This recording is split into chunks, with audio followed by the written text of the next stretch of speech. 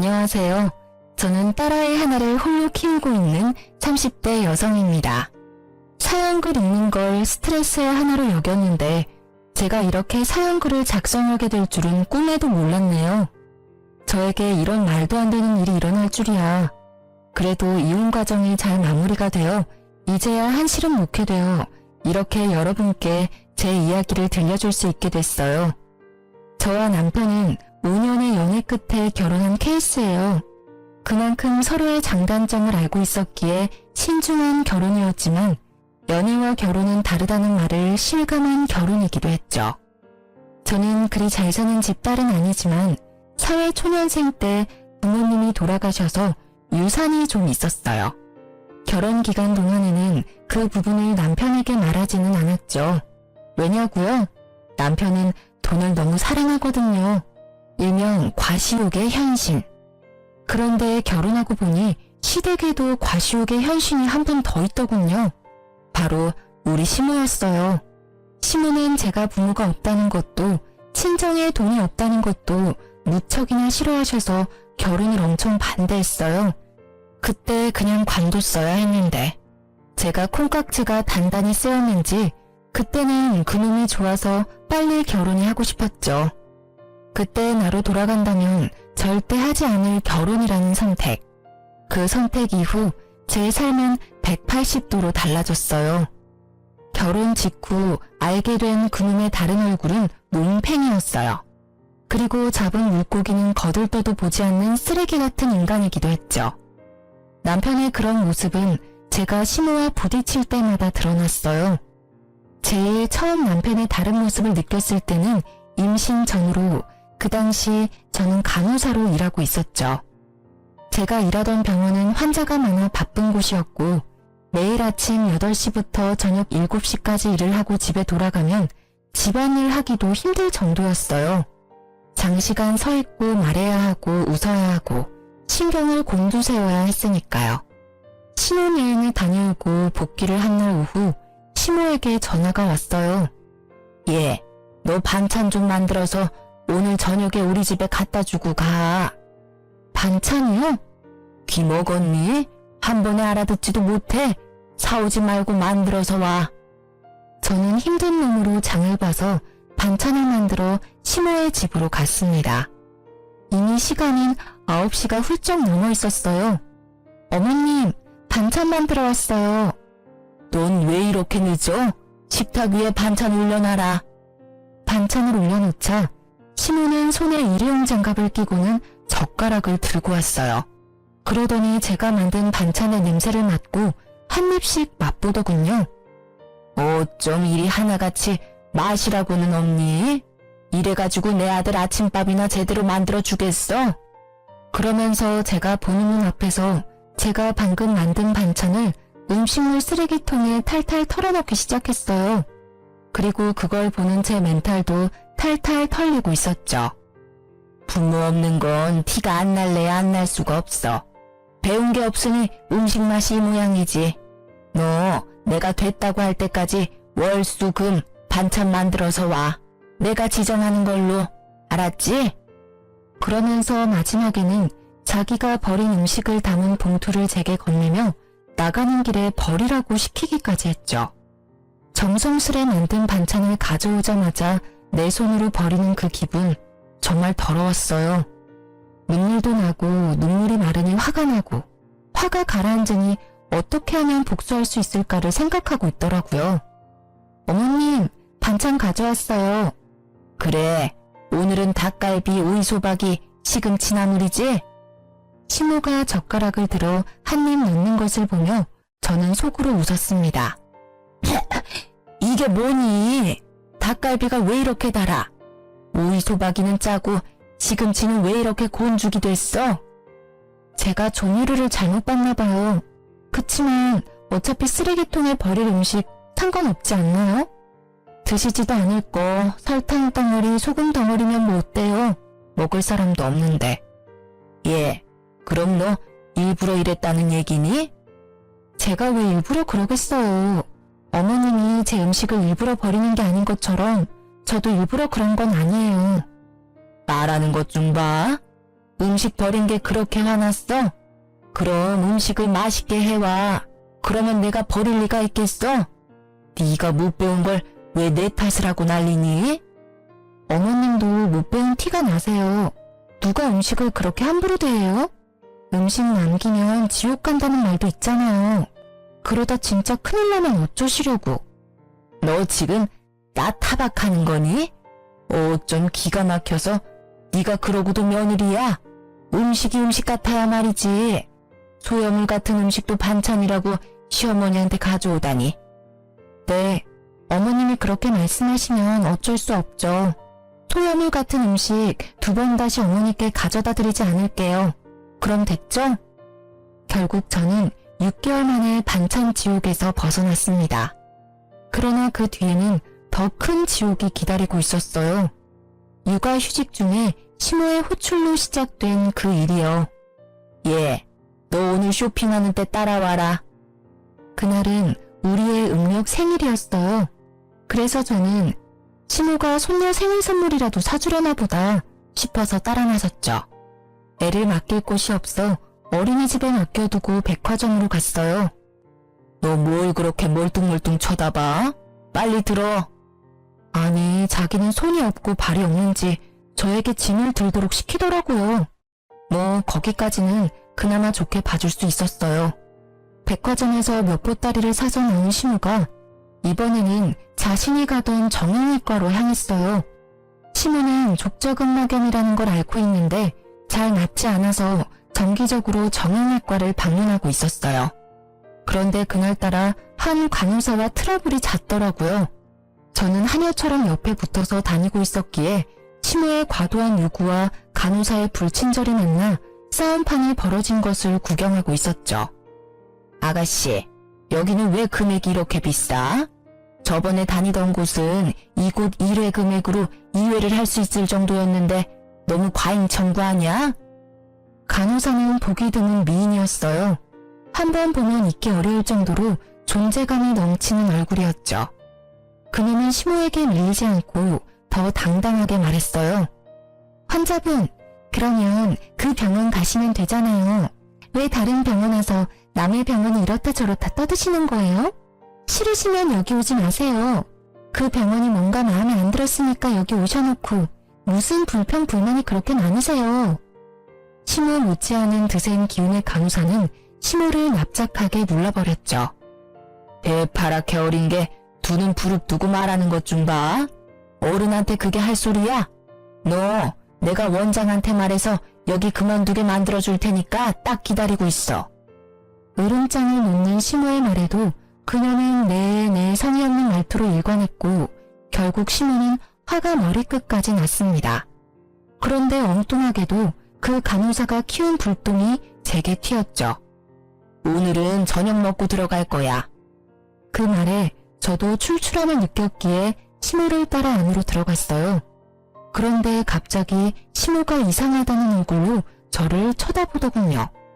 왜 그러세요, 어머니? 넌 왜 따라와? 네? 난 너랑 같이 밥 먹기 싫어. 나도 밥 편하게 좀 먹자. 네 얼굴 보면서 먹으면 체할 것 같아서 그래. 넌 밖에서 짐이나 지키고 있어. 그 순간 진짜 손이 벌벌 떨리는 게 시모의 뺨을 날려버리고 싶은 기분을 참느라 심호흡을 몇 번이나 했는지 몰라요. 짐이나 지키고 있어라? 아우 진짜. 시모만 아니면 저도 아까 그 간호사처럼 대꾸해주고 싶을 정도였죠. 딸아이 생일 선물 사러 온 거라고 생각했는데 그런 것도 아니었고 가면 보니 딸의 생일인지도 모르고 있는 눈치더라고요. 저런 사람을 시모라고 모셔야 하다니. 그러던 중에 전화벨이 울리더라고요. 어린이집 선생님이었어요. 어머님, 저희 마감 시간이 다 되어가서요. 혹시 언제쯤 오시나요? 아, 죄송해요. 최대한 빨리 데리러 갈게요. 죄송합니다. 갈 때까지 조금만 봐주세요. 전화기 너머로 연신 고개를 숙이며 사죄의 말을 한 저는 남편에게 급히 전화를 걸었습니다. 당신 빨리 어린이집에 좀 가봐. 마감 시간이라는데 내가 가기가 좀 그래. 당신 애 보려고 육아휴직하는 거 아니었어? 지금 어디서 뭐라고 있길래 애도 맡겨놓고 밖이야. 내가 지금 놀고 있으면 당신한테 전화했겠어? 다짜고짜 왜 나한테 화내고 난리야. 나 지금 어머님하고 밖에 나와 있거든? 당신 퇴근 시간 넘었는데 집 아냐? 나 지금 바빠. 갑자기 전화해서 데려오라 말라야. 나 안 갈 테니까 당신이 알아서 해. 자기 말만 하고 끊어버리는 남편 때문에 저는 열이 더 받았고 결국 이제 막 밥 한 술 뜬 시모에게 가서 말했어요. 어머님, 어린이집에서 마감 시간이라고 연락 왔어요. 제가 데리러 가야 할 것 같은데 괜찮을까요? 저는 최대한 정중히 물어봤어요. 설마 손녀딸 일인데 그마저도 하지 말라고 하지는 않겠지. 그렇지만 시모는 제 짧은 생각을 한참 넘어서는 상식의 소유자였어요. 네가 가면 내 짐은 누가 지키니? 그리고 나 혼자 저 많은 짐을 어떻게 들고 가? 넌 생각이 있는 애니 없는 애니? 어머니야말로 생각이 있어요? 라고 묻고 싶은 걸 꼭 참았습니다. 그리고 다시 정중하게 말씀드렸어요. 어머님, 어린이집 마감이면 선생님도 집에 가셔야 해요. 우리 애 하나 때문에 선생님 힘들게 할 수는 없는 노릇이잖아요. 그게 그 사람들 일 아니니? 바쁜 사람 위해서 어린이집이 있는 거지. 그렇죠. 바쁜 사람을 위한 어린이집이죠. 그런데 저는 바쁜 일이 없으니까 그만 가보겠습니다. 어차피 밥은 어머님 혼자서 드시고 짐은 발이 달린 것도 아닌데 알아서 잘 있겠죠. 집에 가실 때는 알아서 하세요, 그럼. 야, 너 어디 가? 짐 하나라도 없어지면 네가 책임질 거야? 당장 이리 오지 못해? 제 등 뒤에서 고래고래 고함을 지르는 시무를 모른 채 하고 저는 택시를 타고 어린이집으로 갔습니다. 택시 안에서 초조하고 미안한 마음에 눈물이 다 나더라고요. 두 번 다시 내가 저놈의 시무 믿나 봐라 하는 마음만 가득했어요. 애는 늦게까지 혼자 있어서 그런지 시무룩해 보였어요. 저는 백화점에서 딸 생일 선물 하나 사오지 못한 저를 원망했어요. 점심때 어린이집에 맡기면서 우리 딸 생일 선물 사오겠다고 말했는데 그걸 지켜주지 못해서 속상했거든요. 집에 와서 아이를 재워놓고 나니 억눌렀던 화가 차오르는 것이 느껴졌습니다. 12시가 넘어서야 남편놈이 어슬렁어슬렁 기어들어오더군요. 당신 지금까지 어디서 뭐하다가 오는 거야? 설마 술 마셨어? 그래, 술 한잔 했다. 왜? 마누라가 집에서 보라는 애는 안 보고 싸돌아다녀서 열받아서 한잔 했어. 아이고, 애 좀 데리고 오라고 했더니 한밤중까지 술을 쳐드시고 오셨어? 당신 나하고 애한테는 신경도 안 쓰지? 내가 못 간다고 이야기하면 당신이라도 가야 하잖아. 오늘 애가 시무룩해서는 그게 내 잘못이야? 따지고 보면 당신이 육아휴직하면서 집에서 쉬는 주제에 빨빨거리고 돌아다닌 게 잘못이지. 내가 어디 갔었는지는 알고나 하는 말이야? 어머니가 불러서 나갔어. 나더러 짐꾼 시키고 어린이집 간다니까 가지 말라고 하더라고. 애기 생일이라 난 또 생일 선물이나 사주려나 싶어서 나갔지. 선물? 선물은커녕 사람을 식물처럼 부리는데 어떻게 둘이 그렇게 똑같아? 똑같이 무신경하고 제멋대로야. 야, 너 우리 엄마 욕하는 거야? 가만히 보면 넌 우리 엄마에 대한 존중이 없어. 엄마가 일부러 그랬겠어? 곤란하니까 그랬겠지. 네 생각만 하지 말고 다른 사람 생각도 좀 해. 아니, 저녁 시간에 어머니는 식사하러 들어가시고는 나한테는 밖에서 짐 지키라는데 당신은 이해가 돼? 나는 어머님이 일부러 그랬다는 생각밖에 안 들어. 며느리 시집살이 시키는 거로밖에 안 보인다고. 밥도 못 먹고 밥 먹는 거 지켜보면서 멀뚱히 서 있는 게 얼마나 비참한지 당신은 이해할 수 있어? 그래서 꼴랑 밥 한 끼 못 먹게 했다고 이 난리야? 그게 그렇게 억울해? 자, 돈 줄 테니까 가서 먹고 와. 아주 배 터지게 먹고 와. 그럼 되겠네. 갑자기 지갑을 열어젖힌 남편이 제 얼굴로 10,000원짜리 한 장을 집어 던졌어요. 순간 그 치욕과 더러운 기분이 한데 뭉치면서 제 눈깔도 돌아버렸습니다. 이 인간이 돌았나? 지금 내 얼굴에 돈을 던져? 내가 지금 돈 없어서 그러는 줄 알아? 사람을 하녀처럼 부려먹는 당신 엄마한테 열받아서 그러지. 당신 엄마? 이게 오냐오냐 하니까 시어머니를 뭐라고 생각하는 거야? 그리고 돈 준 게 싫어? 너 매일 입만 열면 돈 없다 앵는데잖아. 그리고 남들은 애 보면서 살림도 잘만 하는데 당신은 그거 하나도 제대로 못해서 바쁜 사람 오라가라야? 진짜 한 대 패버리고 싶은 걸 겨우 참았어요. 저놈이 지금까지 돈 없다는 제 말을 이런 식으로 받아들인 줄 몰랐어요. 매번 남편 사치를 말리려고 돈 없다고 자제시킨 것뿐인데. 그래, 남의 남편들은 일하면서도 애한테 어찌나 지극정성인지.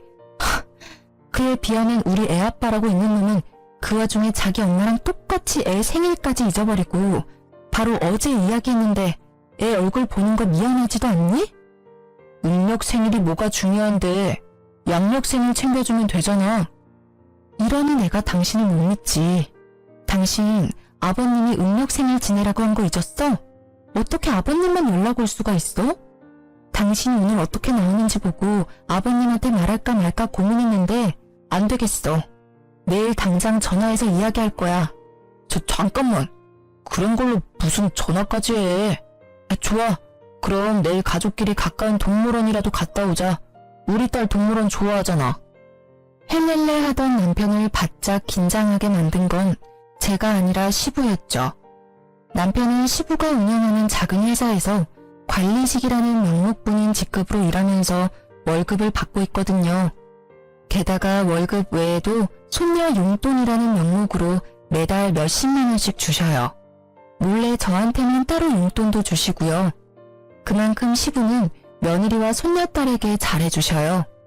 진짜 남편님한테 화나면 다 때려치고 싶다가도 할아버지 품에서 방긋방긋 미소 짓는 딸 생각에 내가 참자고 포기할 때도 있었어요. 제발 정말로 이제 좀 잘하자. 그리고 당신 어머니한테 말 좀 해줘. 매번 불러내시면 이번에는 진짜 아버님께 말씀드릴 테니까. 그래, 내가 엄마한테 전화해서 잘 처리할게. 잠깐만 기다려봐. 지금 당장 전화할게. 그러더니 생각이 있는지 없는지 새벽 1시에 시모께 전화를 하지 뭐해요. 저는 어이가 없었지만 시모도 된통 당하길 마음으로 막지 않았어요. 엄마는 왜 애 잘 보고 있는 주부를 불러다가 그런 일을 시켜? 그리고 애 손녀 생일을 잊고 사는 할머니가 세상에 어딨어? 이제 2번 다시 와이프 쓸데없는 일에 와이프 불러내지 마. 한 번만 더 그러면 아버지한테 이를 거야. 유치하기 이를 데 없는 아버지에게 이른다는 협박이 이 집에서만은 만능이었어요. 게다가 오밤중에 자기 엄마한테 전화해서 전화리를 치다니. 그래도 제 속은 시원하긴 하더군요. 야, 너 네 안사람 얘기 듣고 이러는 거니? 나도 걔 때문에 힘들었어. 짐꾼으로 불렀는데 휙 가버리고 결국 택시기사님이 옮겨주셨잖니? 엄마, 와이프가 무슨 짐꾼이야? 결국 목소리 큰 놈이 이긴다고 목소리도 크고 막무가내인 남편놈에게 시모가 졌습니다. 데리고 다녀서 미안하다는 말을 끝내 하게 만든 남편이 전화를 끊으며 씩 웃었지만 저는 웃지 못했어요. 아까 전에 남편이 던진 10,000원의 기억이 계속 머릿속에 남아있었으니까요. 그래도 이때는 이혼까지 생각하진 않았어요. 양친이 없는 제게 가족은 바꿀 수 없는 소중한 것이라는 생각이 머릿속에 가득했으니까요. 그런 제게 이혼의 계기를 심어준 건 다른 사건 때문이었어요. 딱 하루 양친의 성묘를 가기 위해 남편의 차를 빌렸을 때였어요. 그날도 남편은 바쁘고 애를 봐줄 사람은 없어서 제가 아이를 데리고 가야 했거든요. 카시트가 있는 남편 차에 올라탔다가 아이가 떨어뜨린 장난감을 주워주려고 고개를 숙였는데 제 눈에 뭔가 반짝이는 게 보이더라고요. 들어 올려보니 팔찌였어요. 저는 액세서리를 별로 좋아하는 편이 아니라 제 것은 분명히 아니었는데 그 여성이 착용할 것 같은 디자인은 납골당 다녀오는 내내 찝찝하게 머릿속을 맴돌았어요. 설마 이놈이 바람까지 폈겠어? 아니야. 직장 동료가 회식 때 탔다가 흘린 걸지도 모르지. 고민하던 저는 정면 돌파를 선택했어요. 여보, 당신 차에 팔찌가 있는데 누구 거야? 어? 어떻게 생긴 건데? 내 차에 있는 거면 엄마 거 아닐까? 생각보다 태연하게 답하는 남편의 모습에 의심이 살짝 누그러졌지만 혹시 몰라 신호의 집으로 향했어요. 남편 말이 맞다면 어머니한테 돌려주는 게 맞으니까요. 어머님, 혹시 이런 팔찌는 얼마 정도 할까요? 내가 그걸 어떻게 알아? 근데 너 팔찌 샀니? 애 보는 엄마가 무슨 팔찌야? 게다가 딱 봐도 싸구려처럼 보이는데. 하긴 너한테는 딱이긴 하네. 말 한마디 한마디에 빈정거림을 싣는 재주를 가진 시모를 제쳐두고 저는 제게 거짓말을 한 남편에 대한 찜찜함을 견딜 수 없었어요. 팔찌에 대해 알아보니 요즘 젊은 사람들이 선호하는 브랜드라고 하더라고요. 그날 저녁 저는 남편에게 팔찌에 대해 물었어요. 이 팔찌 어머님 거 아니라는데 당신 혹시 어린 여자 맞나? 딱 봐도 젊은 애들이나 할 법한 팔찌잖아. 무슨 소리야. 엄마가 아니면 직원들 중에 누가 떨어뜨렸겠지. 난 진짜로 결백해. 못 믿겠으면 전화 내역, 문자 내역 다 봐봐. 나 목욕하고 올 때까지 열심히 찾아봐. 어차피 아무것도 안 나오겠지만. 그 말을 끝내고 남편은 진짜로 제게 폰을 맡기고는 욕실로 갔어요. 진짜 아닌가? 하며 폰을 뒤지는데 정말 아무것도 없더라고요. 남편에게 미안한 짓을 했다며 뒤로 빠져나오려다 저도 모르게 스팸 차단된 메시지를 들어갔는데 우와, 상간녀와의 불륜 메시지가 끝도 없이 이어지더라고요. 보니까 스팸 차단된 번호는 이 차단된 메시지 내역으로 들어가야만 볼 수 있는 거였더라고요. 내가 못 찾았다면 끝까지 발뺌했을 남편에게 열이 받았지만 일단 먼저 사진부터 쭉 찍었어요. 읽는 것보다는 증거부터 남겨야 하니 후다다닥 찍었죠. 그때 내 눈에 들어온 메시지. 오빠, 택미가 늦어져. 딱 보니 갈 때까지 간 것 같은 이 문자. 빡친 저는 사진 다 찍고 남편 폰을 원래대로 돌려놨어요. 그리고는 제 폰의 녹음 기능을 켜고 놈이 나오기를 기다렸죠. 당신 폰 진짜로 내가 뒤져봐도 돼? 정말 맹세코 바람 안 폈다고 말할 수 있어? 당연하지. 나는 떳떳해. 다 뒤져봐도 돼. 내가 허락할 테니까 마음대로 봐. 남편님의 허락도 맡았겠다. 저는 알겠다고 하고 뒤지는 신용만 했습니다. 그리고는 아무 말 없이 안방으로 가 누웠죠. 옆에서 봐봐, 없지? 하며 의기양양하게 웃는 모습에 한 대 팰까 했지만 참았어요. 마지막 결정적인 한 방을 위해 정말로 영혼까지 끌어모아 참았습니다. 그놈이 출근하고 저는 바빠졌습니다. 찍어놓은 수십 장의 사진을 분석해야 해서요. 그러다 보니 주소를 찍은 문자가 있더군요. 그런데 그 문자 주소가 눈에 익었어요. 어머님이 다니는 정형외과 주소였거든요. 저는 잠시 고민하다가 정형외과로 갔습니다. 그리고 간호사들이 앉아있는 안내 데스크에서 이렇게 말했죠. 며칠 전에 요 앞에서 팔찌를 하나 주웠는데 혹시 주인이 계신가요? 제 것 같은데요. 그렇게 나서는 여자의 얼굴을 보고 저는 속으로 깜짝 놀랐습니다. 시모와 대판 싸운 그 불친절한 간호사였거든요. 저는 속으로 숨을 삼키고 확인했어요. 진짜 주인인지 모르니까 팔찌가 어떻게 생겼는지 설명해 주시겠어요? 똑같으면 제가 드릴게요. 로즈골드의 체인이고요. 꽃 모양이에요.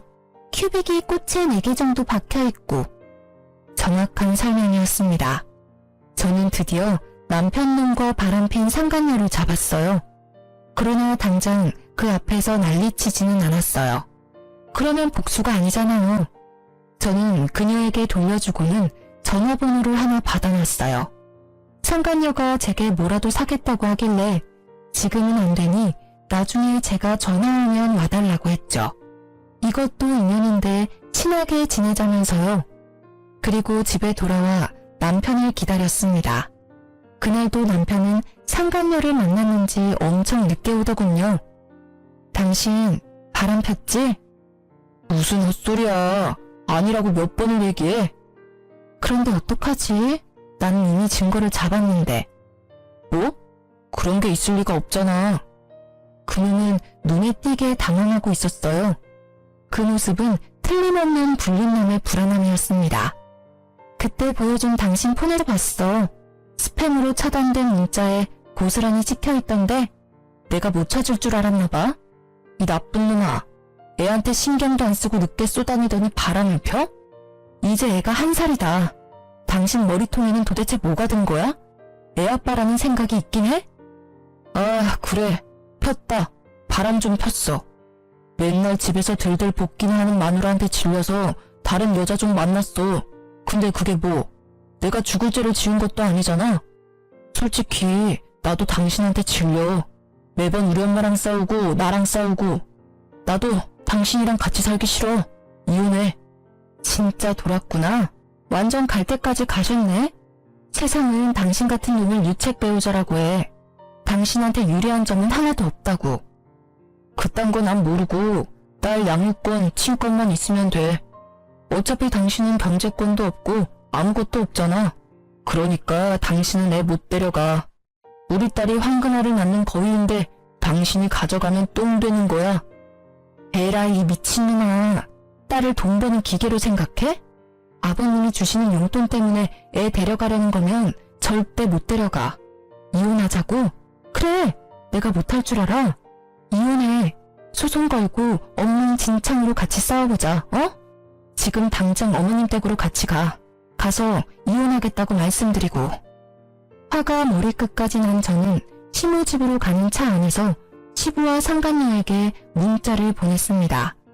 시모의 집 주소를 보내면서 지금 이쪽으로 오라고 말이죠. 갑자기 너희들 무슨 일이야? 둘이서 같이. 어머님, 저희 이혼하기로 했어요. 제가 말을 꺼내자마자 시모의 얼굴빛이 확 달라지며 눈을 반짝이더군요. 저는 속으로 웃었습니다. 남편놈의 상간녀가 누구인지 알고도 이렇게 좋아할 수 있을까요? 어머, 얘 잘됐다. 너희는 아무리 봐도 안 맞았어. 어쩜 잘 생각했어. 어머님, 안 맞아서 헤어지는 게 아니라 이 사람이 바람 펴서 헤어지는 거예요. 바람? 너 진짜 바람 폈니? 그건 곤란한데. 저는 시모가 맞받아칠 줄 알았는데 시모는 답지 않게 당황스러운 표정을 지어 보였습니다. 곤란한 게 아니라 잘못된 거죠. 어머님은 아들을 어떻게 키우셨길래 그걸 당당하다고 말하는 거죠? 얘는? 말은 똑바로 해. 사람이 바람을 피우는 데는 원인 제공을 한 너한테도 문제가 있어. 제가 무슨 원인 제공을 했어요? 제가 제발 좀 여자 만나라고 이 인간한테 여자를 들이밀기를 했어요? 아니면 여자한테 우리 남편 좀 만나달라고 빌기라도 했어요? 말을 참 이상하게 하네요? 잘못은 이 새끼가 했는데 왜 제 탓을 하세요? 네 꼴을 좀 봐. 그걸 나한테 물으면 내가 뭐라고 해야 하니? 네가 이렇게 추레하게 다니니까 네 남편이 바람을 피우지. 얼굴이 못생겼으면 돈이라도 많던가. 세상에 하고 많은 여자 중에 꼭 골라도 이런 애를 골라서는 그래도 이제 헤어진다니 다행이구나. 그게 무슨 소리야? 방문이 열리고 시부가 들어왔습니다. 시부의 얼굴에 열을 받아 벌겋게 달아올라 있었고 시모의 얼굴은 새파랗게 질렸습니다. 야, 너 바람 폈어? 진짜 바람 펴서 며느리랑 헤어지는 거야? 그게 바람을 핀 게 아니라 성격이 안 맞아서 헤어지는 거예요. 매번 엄마랑 싸우고 저랑도 안 맞고. 대신 애는 제가 데려올 거예요, 아버지. 아버님, 그에게 상간녀가 있더라고요. 이게 바람 핀 게 아니면 뭐겠어요? 그 여자랑 결혼하겠다고 저랑 헤어지겠대요. 멍청한 놈, 전화에 몹쓸 놈. 핏줄 어디 안 간다더니 지 엄이랑 똑같은 짓을 해? 네 엄이랑 내가 왜 별거 중인지 몰라서 그런 짓을 해? 여보, 지금 며느리는 저희랑 급이 안 맞아요. 친정에 부모도 없고 돈도 없고 그렇다고 예쁘기나 해요? 그 입 좀 다물어. 당신 그 바람기로 내가 받은 고통, 이번에는 당신 자식이 제 아내한테 그대로 저지르고 있어. 당신은 느끼는 게 없어? 그러고도 당신이 엄이야? 아버지, 이 사람이 매번 어머니랑 싸워서. 내가 바보냐? 며느리한테 다 들어서 이미 알고 있다. 하나부터 열까지 네 어미와 네가 잘못한 짓을. 네 어미가 그런 짓을 저지르면 너라도 네 처를 감싸고 위로해야지. 아이고, 자식 새끼라고 하나 있는 게 모질이가 따로 없어. 이유가 어찌 됐든 둘 다 이혼하기로 한 거 그냥 허락해주고 재혼시켜줘요. 새로 들일 애는 집도 꽤 살고 애도 참아대요. 이놈의 옆했네. 끝까지 반성은커녕 불난 집에 부채질만 해? 좋아. 그렇다면 나도 이제껏 질질 끌어온 일을 해결해야겠지. 오늘부터 당신에게 주던 돈은 다 끊을 거야. 아니 여보, 그럼 저더러 어떻게 살라는 말이에요? 그리고 너, 내일부터는 다른 직장 구해봐. 내 회사에 네 자리는 이제 더 이상 없을 거다. 아버지, 일을 그만두게 하신다뇨. 한 번만 봐주세요. 뭐? 봐줘? 나는 이미 결정했다 이놈아. 이 집안의 바람으로 이런 일 일어나는 건 마지막이어야 할 거야. 아니면 내가 진짜로 이번에는 당신이랑 이혼하고 아들놈 호적에서 파버릴 테니까. 아버지, 아버지는 도대체 누구 편이에요? 내가 저 여자랑 안 살겠다는데 왜 아버지가 이 난리시냐고요. 이놈이 그래도 제정신을 못 차리지. 내가 왜 난리냐고? 내가 내 손녀딸 할아버지라서 그렇지. 니놈한테 무슨 아빠 자격이 있어? 귀한 딸 팽개쳐놓고 여자 만나러 다니는 꼴이 어떻게 둘이 똑같아? 시부의 분노에 찬 고함 소리가 끝나자마자 벨이 울렸어요. 저는 후다닥 뛰어나가 상간녀를 안으로 들였습니다. 제가 부탁한 순대 사오셨나요? 고마워요. 제가 순대를 너무 좋아하거든요. 자, 어서 들어오세요. 집안이 좀 어수선하긴 하지만. 거실로 들어오는 그녀의 모습에 놀란 건 남편뿐만이 아니었어요. 두 사람의 그 썩어버린 표정을 보니 제 기분이 너무 상쾌하더라고요. 게다가 상간녀는 남편과 시모를 쳐다보더니 망했다는 표정으로 그 자리에 서 있었어요. 망했겠죠. 자기가 그렇게 업신여기던 민폐 환자가 여기 딱 서 있는데. 왜 네가 여기 와? 나 팔찌 찾아주신 분이 이분이셔. 뭐? 팔찌? 그래, 그 팔찌. 망할 당신이 나한테 거짓말했던 그거 어머님 거 아니었더라? 그래서 내가 주인 찾아줬어. 그리고 이참에 여기에 불렀지. 관계자들 다 모였으니까 이혼 얘기 이제 해보자고. 제 말이 끝나기도 전에 시모는 발광을 했습니다. 거의 발작 수준이었죠. 그것도 이해는 가요. 시모를 하찮게 여긴 간호사잖아요. 물론 하찮은 사람이긴 하지만 대놓고 그런 대우를 당한 게 처음이라. 예, 너 만난다는 여자가 이 여자야? 미쳤어, 미쳤어. 이 여자 절대로 안 돼. 도대체가 너는 보는 눈이 왜 이렇게 없어? 게다가 순대 내가 제일 질색하는 걸 들고 왔잖아. 엄마가 어떻게 얘를 알아? 두말 안 해. 나는 이 애는 허락 못해. 같은 값이면 그나마 조금이라도 순종적인 며느리가 낫지. 어머님, 제가 왜 남아있으리라고 생각해요? 저 나갈 건데요. 이제 와서 버스 잡아도 늦었어요. 저도 두 분한테 정이 뚝 떨어졌군요. 정말 어디 가서 이런 애들만 골라서 와? 좀 괜찮은 애를 데리고 와야 데리고 다닐 맛이 날 거 아니야. 상간녀는 잠시 주변을 둘러보는 듯 하더니 생각이 끝난 듯 말도 안 되는 말을 짓거리더라고요. 안녕하세요. 정하경이에요. 오빠와는 만난 지 1년 됐고 오빠와의 결혼을 진지하게 생각하고 있어요. 머리가 돌아버린 건지 원래 앞만 보고 사는 건지는 모르겠지만 아직 정식으로 이혼도 안 한 와이프 앞에서 당당하게 말하는 꼴을 보니 보통 꼴통은 아니구나 하는 생각이 들었죠.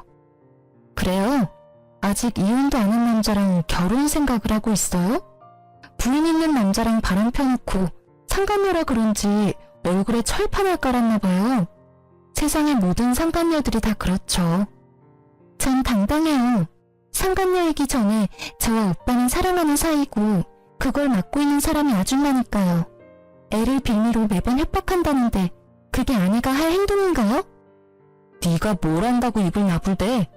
애를 빌미로 협박? 네가 좋아하는 오빠가 그리 말하든? 웃기고 있네. 이렇게 순진한 아가씨가 여기 있네. 이보세요, 상간녀 씨. 당신 오빠는 기본적으로 애를 안 봐줘요. 애를 빌미로 협박? 당신 오빠가 애를 무서워할 것 같아? 정작 무서워하는 건 따로 있는데? 그리고 당신도 애를 가졌다면서 애를 빌미로 합법적인 남편한테 집에 관심 좀 가지라고 말한 와이프랑 애를 빌미로 애 있는 유부남 꼬셔서 결혼하자고 하는 상간녀랑 딱 봐도 누가 진짜 잘못한 건지는 뻔하지 않아? 그만해. 하경이 하는 말 다 100번 울어. 당신이 매번 딸을 방패삼아 나한테 이렇게 하라 저렇게 하라 시키는 게 짜증났다고. 아이고 얄분하셨네. 그래요? 네 눈에 먼저 여자를 꼬셨어요? 그래서 잘하는 짓이다. 어? 어린 여자 임신시키고 나니 늙은 마누라는 필요 없다 이거지? 그래. 당신 같은 늙은 호박 나도 필요 없어. 헤어지자니까 왜 사람들을 불러 모아서 일을 크게 만드는데? 아, 제발 나랑 헤어져 줘라. 어? 알았어. 헤어져 줄게. 그치만 어머님도 아버님도 아셔야 하잖아. 우리가 왜 헤어지는지, 누구에게 잘못이 있는지, 누가 가정을 파탄냈는지. 말만 하면 다 내 탓이지. 그러는 너는 도대체 뭘 잘했다고 그렇게 큰 소리야? 나 잘한 거 없어. 그치만 잘못한 것도 없지. 나는 지금 횡단보도에서 신호지킴이 서 있다가 뺑소니 당한 기분이거든. 잘못한 게 없어? 매번 엄마랑 싸우고 나한테 이빨 들이댄 게 누군데? 엄마가 처음부터 당신이랑 결혼 반대할 때 알아봤어야 했어. 야, 돈 없이 커서 군상 맞은 것도 하루 이틀이지. 어떻게 매번 돈 없다고 나를 들들 볶을 수가 있어? 망할 남의 편이 꺼낸 그 말이 비수가 되어 제게 꽂혔지만 저는 등 뒤에 칼 꽂을 생각에 기분이 더 좋아졌어요. 돈 없이 커서 군상 맞은 나에게 몇 억의 유산이 있다는 걸 알면 이놈은 어떤 반응을 할까 싶었거든요. 솔직히 제가 상간녀를 부르고 남편을 부채질한 건 두 사람이 결혼했으면 하는 마음에서였어요. 저는 이 여자에게 주고 싶었어요. 제가 이 지랄 맞은 시모와 남편에게 당한 수모와 치욕스러움을 말이죠. 분명히 이 두 사람은 내가 없으면 다른 사람에게 똑같은 행동을 하겠죠. 이 상간녀가 왜 남편과 결혼하고 싶어 하는지는 눈에 선해요. 딱 봐도 남편은 돈 많게 생겼으니까요. 제발 둘이 결혼해서 너도 나처럼 눈물을 흘리며 고생해봐 하는 마음뿐이었죠.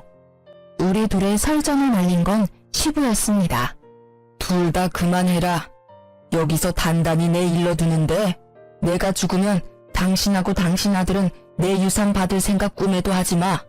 내 재산 반은 사회에 환원하고 반은 소녀딸에게 줄 테니까. 그 말만 남기고 시부는 떠났고 남겨진 두 사람은 설마 진짜 그럴 리가 있겠냐며 의외로 낙관적인 생각을 하더라고요. 그래서 제가 그들이 그런 생각을 못하게 진실을 알려줬습니다. 아버님이 저번에 변호사와 유언장 다시 작성했다고 하셨는데 다들 그건 잊고 계시네요. 거기 뭐라고 적혀있을지 궁금하지는 않으신가 봐요? 저는 그렇게 말하고 그 집에서 나왔습니다. 집에서 딸과 제 물건을 챙겨 나오고서는 남편과 이혼소송 진행했어요. 부모님이 남긴 유산으로 교회에 적당한 집도 하나 사고 파트타임으로 일하며 일자리도 얻었어요. 그리고 제가 집을 샀다는 걸 어디서 들었는지 시모가 제 집으로 찾아왔더군요. 예, 잘 지냈니? 일하느라 애 보니 힘들지? 그래서 내가 반찬 좀 싸왔어. 시모의 몰골은 웃기지도 않았습니다. 언제나 명품을 휘두르고 있던 시모에게 명품이라고는 하나도 보이지 않았으니까요. 내가 많이 잘못했어. 너한테 돈이 많았다면 미리 얘기하지 그랬어. 그랬으면 내가 그렇게까지 하지는 않았을 텐데. 아들도 많이 후회하더라. 그러니 다시 잘해보는 게 어떠냐? 이 집도 내놓고 우리 집으로 들어오고. 그리고 너 아직 네 시아버지랑 자주 만나는 것 같던데 그 사람한테 잘 얘기해서 나 용돈도 다시 받도록 해주고. 바뀐 줄 알았더니 하나도 바뀐 게 없더라고요. 사람 쉽게 바뀌지 않는다더니 어찌 이리 얄미운 부분은 그대로인지. 게다가 돈이 많았으면 나를 괴롭히지 않았을 거라는 그 생각이 정말 천박하고 예의 없는 생각이라는 걸 아직 모르더군요. 게다가 용돈을 다시 받을 수 있도록 해달라니 제게 와서 할 말은 아니잖아요. 시부에게 가서 손이 발이 되도록 빌어야 할 일을 어째서 내게 책임 전가를 시키는지. 저는 쓰레기통을 가져와 시모가 가져온 반찬통 옆에 뒀습니다. 그리고 반찬통을 열어 하나하나 쓰레기통에 집어넣었어요. 반찬을 쌓으면 제가 용서할 거라고 생각했어요? 아이고, 뻔뻔한 것도 유전인가 봐요. 아주머니께서 당신 아들한테 저하고 헤어지고 다른 여자랑 잘해보라는 말 했을 때부터 모르는 연 끄는 거예요. 아시겠어요? 그러니 당장 나가세요. 결국 시모는 본전도 못 찾고 터덜터덜 나갔죠. 저는 소금을 들고 시모 뒤를 따라가 문 앞에서 밖으로 소금을 휙휙 쳤습니다. 아주 재수가 더러우려니 이런 일을 당하고. 제가 치는 소금에 어이없는 듯 바라보는 시모를 보며 저는 문을 쾅 닫았습니다. 속이 어찌나 시원하던지. 이 정도쯤 했으면 다시 찾아오지는 않을 거라 생각했는데 다음날 그 인간이 찾아왔더라고요. 남편은 집안에 들어오더니 생각보다 잘 사는 모습을 보고 놀란 것 같더라고요. 그러더니 그 짜증나는 낯짝으로 실실 웃으며 말하더라고요. 엄마가 당신 집에 다녀갔다는 이야기 듣고 들렀어. 잘 살고 있는 거 보니 좋다. 혹시 이혼 다시 생각해 볼 생각 없어? 당신이 원하면 나도 그 여자랑은 인연 끊을게.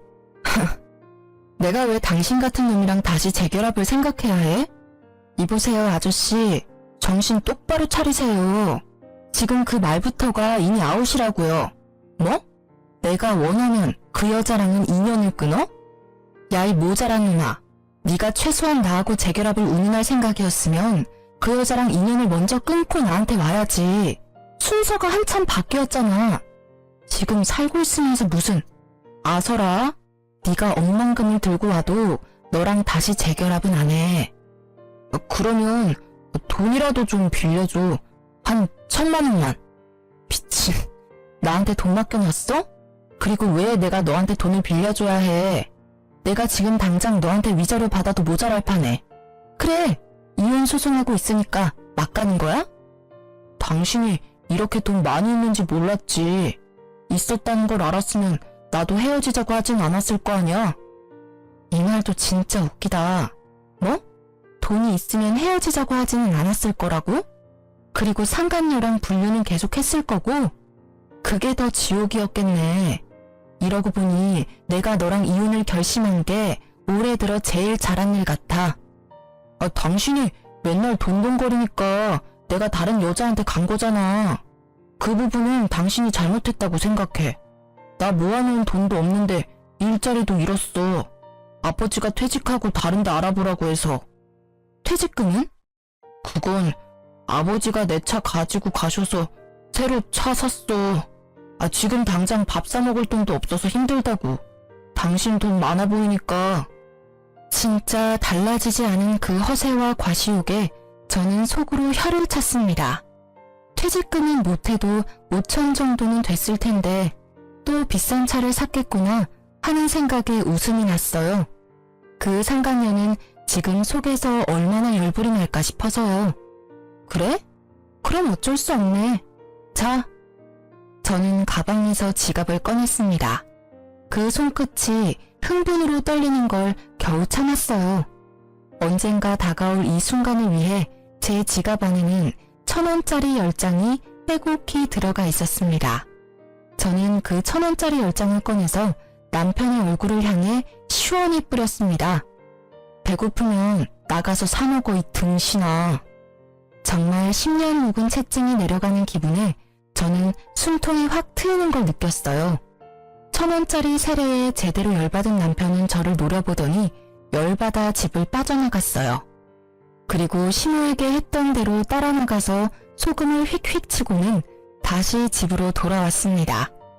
그 뒤로 그 사람들은 제 집에 찾아오지 않았어요. 그 자존심만 센 인간들에게 저희 집은 치욕과 수치스러움의 기억이니까요. 나중에 시부에게 들어보니 시부가 시모 집을 팔아버리는 바람에 상간녀와 전남편 시모가 함께 살게 됐나 봐요. 그 상간녀도 대단한 게 시부의 재력이 탐나는지 언젠가 시부가 전 남편을 다시 거둘 거라는 생각 때문이었는지 셋이 같이 살기로 했다더군요. 하지만 전 남편과 시부는 그런 상간녀를 저 대신 본이라고 생각했는지 하나부터 열까지 동동거리며 괴롭혔다더라고요. 제대로 빨대 꽂으려고 한 거죠. 나중에 두 사람이 빈털터리에 자기가 본이라는 사실을 뒤늦게 깨달은 상간녀가 시모 명품들을 모조리 들고 도망갔대요. 시모는 상간녀를 잡으려고 눈에 불을 켜고 돌아다니다 결국 못 잡고 집에 붙어 있다고 하고요. 전 남편은 결국 일을 시작했으나 매번 잘려서 현재는 전단지 알바를 하며 살고 있다고 해요. 얼마 전에 그 동네에 들릴 일이 있었는데 다 잃고 기력까지 잃은 시모가 처음에는 못 알아볼 정도로 늙었더라고요. 그 모습에 뿌린 대로 거둔다는 말이 생각났어요. 요즘 여전히 시부와 제 딸은 자주 만나요. 재혼 생각은 글쎄요. 지금으로서는 별 생각 없네요. 사람 일 모르는 거라고 하지만 회복에 시간이 걸릴 것 같아요.